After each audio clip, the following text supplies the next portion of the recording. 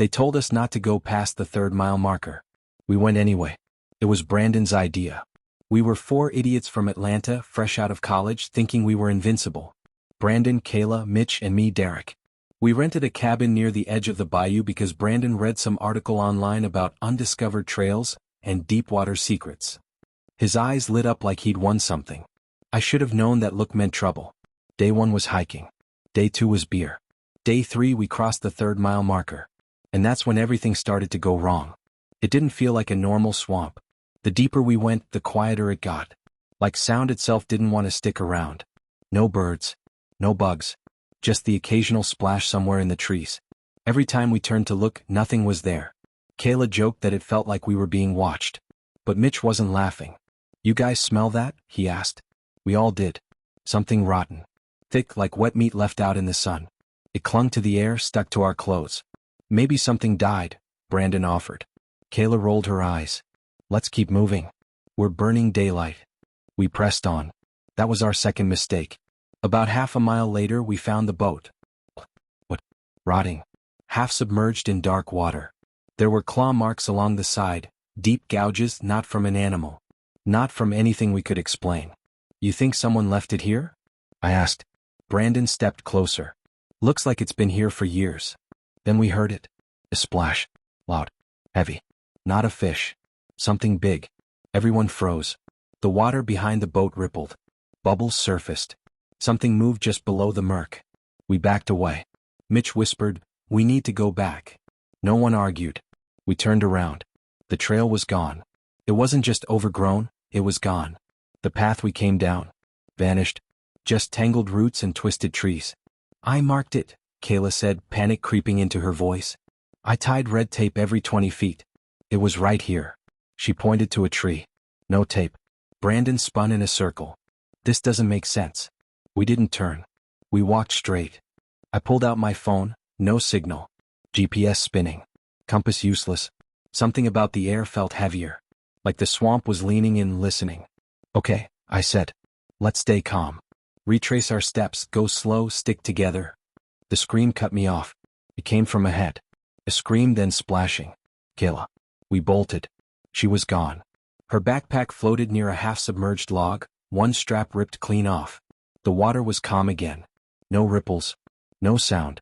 No body. Mitch was shaking. What the hell was that? Brandon stumbled back, wide-eyed. She was right here. She. I crouched by the edge, trying to spot anything below the surface. That's when I saw it. Not a body. A face. Staring up at me. Eyes open. Milky white. Mouth moving underwater. Not breathing. Mimicking. Kayla's face. Then it sank without a ripple. We ran. Didn't think. Just ran. Roots grabbed our ankles. Branches clawed our arms. I don't know how far we made it before we collapsed. Mitch was crying. Brandon was throwing up. I was trying to keep it together. We need to climb a tree. Get a vantage point. Figure out where we are. Nobody moved. Then we heard Kayla's voice. "Guys." It echoed through the trees. Muffled. Garbled. "Guys, where are you?" We looked at each other. Mitch shook his head, mouthing no. The voice came again, closer. "I'm lost. Help me." It sounded like her, but wrong. Flat. Like it was playing through a busted speaker. Brandon stood up. "We have to help her." He took off. I grabbed his arm. "That's not her." "How do you know?" "Because she screamed, Brandon. She was dragged under. That thing has her face." He pulled away. "You don't know that." He vanished into the trees. 10 minutes passed. Then 20. Then we heard screaming. Then silence. Mitch wouldn't speak after that. Just stared at the ground, rocking. I dragged him with me. We walked until night fell. That's when the whispers started. Not words. Just noise. Wet and close. Right next to our ears, no matter where we turned. Mitch clutched my arm. "Don't sleep. Don't close your eyes. It's in the water." By the second night we were starving. The swamp didn't offer anything but moss and mud. We stayed away from the water. But the water didn't stay away from us. It was rising. Slowly. Like the swamp was breathing, exhaling water into the land. Our boots squished deeper every hour. That night something brushed my leg. I didn't look. Didn't move. Mitch was curled up next to a tree, eyes wide open. In the moonlight I saw a shape. Tall. Thin. Wet. It stood between two cypress trunks, unmoving, watching. No face, just folds of slick, rotting skin. Then it sank into the ground like it was never there. The third day Mitch was gone. I woke up to find drag marks in the mud, leading into the water. He didn't scream, didn't run. He was just gone. I followed the trail, calling his name.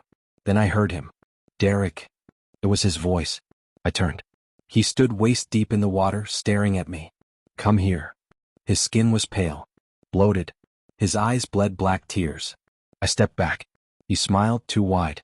Then his face split open. From inside something crawled out. Long arms. Too many joints.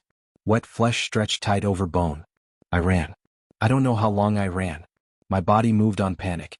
My mind cracked. I stopped when I saw the shack. Rotting. Standing on stilts above the water. I climbed the ladder. Inside, a single candle burned. And a man sat in the corner. Gaunt. Eyes sunken. Face hollow. You brought it back, he said. What? The thing. It feeds on voices.